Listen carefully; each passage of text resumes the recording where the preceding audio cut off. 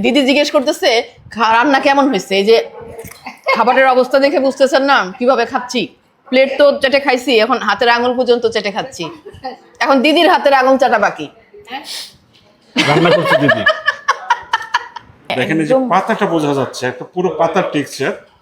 পাতাটার নাম আবার বলে দিচ্ছি। এটা দেখো কি পাতা দাদা এটা? দুজো পাতা। দুজো পাতা। দেখেন দুজো পাতার পুরো সাইজটাই বোঝা যাচ্ছে। আমরা শুরু করি। এই আমি এটা ভাত দিয়ে কি খাবো? আমি আমার এটা কিন্তু দেখো আমাদের আদিবাসীদের মধ্যে সেই ট্রেডিশন গুলো রয়ে গেছে। এটা এক ধরনের অ্যাপাটাইজারের মতোই, ভাত দিয়েও খাওয়া যায়, এমনি খেতে খাওয়া যায়। হাত দিয়ে নেই, শুধু আলু এটা না? মানে একদম বেসন দিয়ে করা ফ্রাইগুলো, এর মধ্যে লোকাল কিছু মশলা আছে। দাদা আলু ভাজাটা কেমন সেই বলো তো? এখানকার সব খাবারের না মানে আলাদা একটা স্বাদ আছে। একটা মশলা আছে, কি মশলা হ্যাঁ। যেন? ওই যে সেই ইসের মতো দেখতে, পেঁয়াজের কলির মতো দেখতে। পেঁয়াজের পাতার মতো। হ্যাঁ, এই যে রঞ্জিত চাল, এই চালের নাম কিন্তু আমি আগে শুনিনি কখনো। এটা কি বাজারে পাওয়া যায়?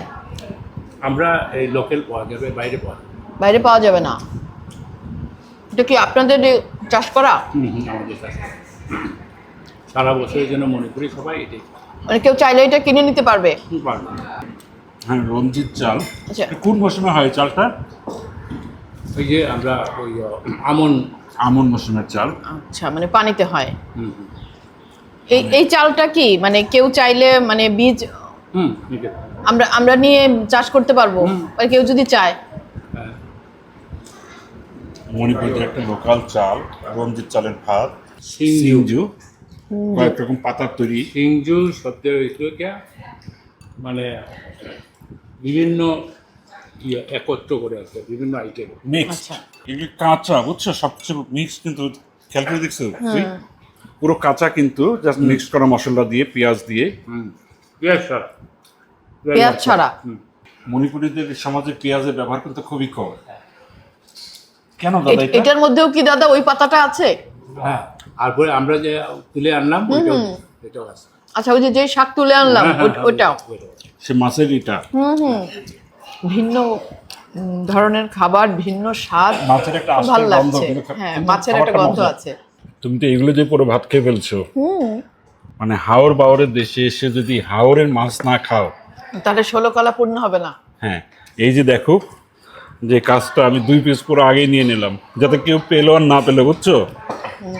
যে 2 পিস নিয়ে নিলাম, মনে হচ্ছে যে পরে যদি না পাও এর জন্য আগেই নিয়ে নিছো? না না, ওই কারণেও না, না পাওয়ার জন্য না, তাহলে? মানে মনটা না 1 পিস নিতে সায় দিল না, মনে হলো আমাকে 2 পিস খেতে হবে। এটা টেস্টটা দেখি হাওরের মাছটা।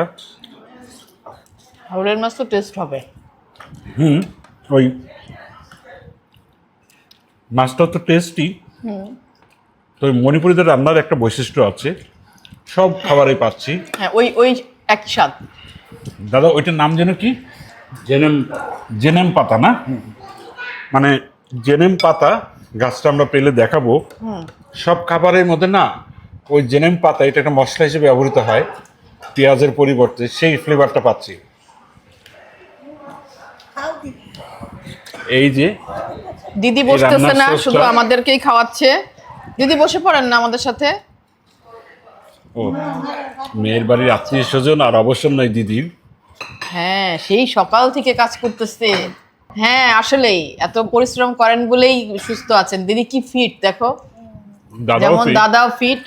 হ্যাঁ, এই যে দাদা, মানে ভাবলে অবাক লাগে যে এত বয়স দেখে উপায় নেই, মানে মণিপুরের মানুষের খাবার দাবার পরিবেশ, এইটাই হচ্ছে বয়সের রহস্য আর কি। বয়সের তুলনায় দাদা অনেক ফিট এবং প্রচুর হাঁটাহাঁটি করে সে।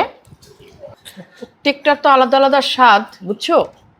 আমি তো ভাত আরো নিলাম, কি বলে জাত বাড়ালি, মানে একবার নেওয়ার পরে গ্রামে আবার নিলে ওটাকে কি বলে জাত বাড়ালি, এক এক জায়গায় এক এক রকম এই যে বলে। আপনাদেরকে দেখাই, এই যে জেনম পাতা, আসলে পেঁয়াজের কলিটা যে হয় ওই রকম দেখতে, একটু ধানের মতো লম্বা। এর ফ্লেভারটা আমরা সব পাতাতেই পাচ্ছি। আর দাদার সঙ্গে আমরা মানে পুরো গ্রাম ঘুরে বেড়াইছি পায়ে হেঁটে। মানে আসার পরে ক্ষুধাও লাগছিল না মেহেদী হাসান? অনেক ক্ষুধা লাগছে না? চাটনি চাটনি সবার শেষে খাবো। সালাদ আছে, কেউ ধরছেই না। মাছ তো মজা মজা, মাছের যে ঝোলটা, ঝোলটাও অসম্ভব মজা। এখানে এসে যেটা বুঝলাম যে তারা মাছটা ভেজে খেতে পছন্দ করে, মানে সব যে কোনো মাছে মাছ, প্রায়। হ্যাঁ পাবদা মাছ। ভাবছিলাম মাংসটা খাবো না, পরে আবার কি মনে হলো জানো, মুরগি যদি আবার বলে যে আমি কি দোষ করছি, যদি মাইন্ড করে দাদা, আলু দেওয়া হয়েছে না, আমি ডালটা দিয়ে খাবো।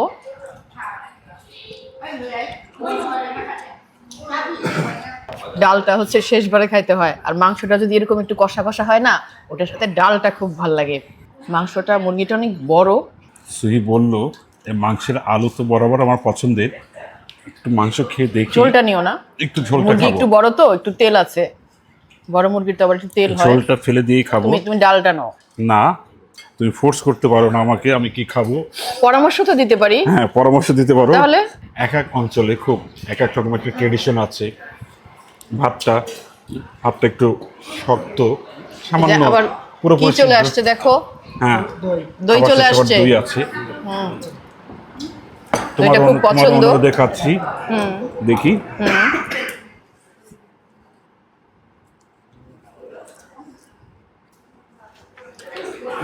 কি কেমন?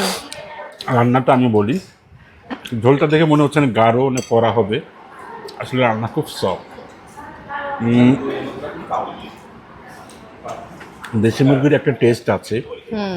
দেখো আমি একদম হাত প্লেট সব মাখায় খাচ্ছি, মানে কি কবজি ডুবাই খাচ্ছ? কবজি ডুবাই খাচ্ছি। ঠিক আছে, খাও।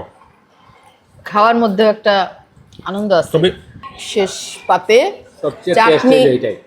সবচেয়ে টেস্ট এটাই। এখন এই চাটনি খাবো চেটে চেটে, না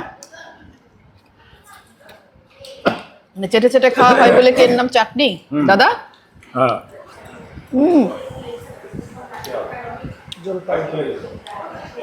কি কি দেওয়া হয়েছে দাদা এর মধ্যে? শুধু কি জলপাই? জলপাই শুধু শুধু তো। তারপরে গিয়ে আখের গুড়। গুড়, আখের গুড়।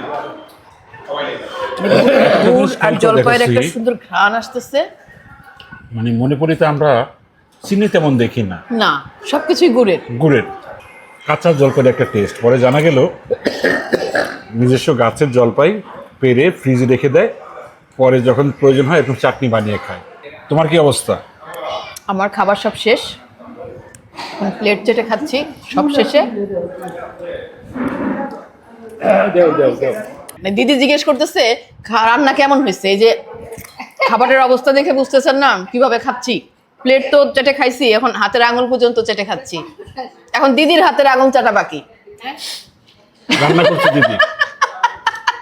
বলো। হ্যাঁ, সেই কি ব্যাপার, তুমি তো প্লেটে খেয়ে ফেলবে মনে হচ্ছে। শোনো, এটাই হলো খাওয়ার নিয়ম, খাইলে এইভাবেই খেতে হয়। তবে এই যে দেখেন মোটামুটি টেবিল ফাঁকা হয়ে গেছে, এই হচ্ছে হোমস্টে ট্যুরিজমের সুন্দর দিক। আজকে খাবারটা কেমন ছিল?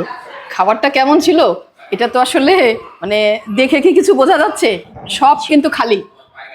আর এই যে মানে এটো হাত নিয়ে বসে আছি, যে হাত যে ধুইতে যাব, এত খাইছি আমার এখন মানে উঠতেই আমার আলসি লাগতেছে, মনে হচ্ছে আর একটু বসে থাকি। ওই যে খাওয়ার পরে যেটা হয়, জি জি।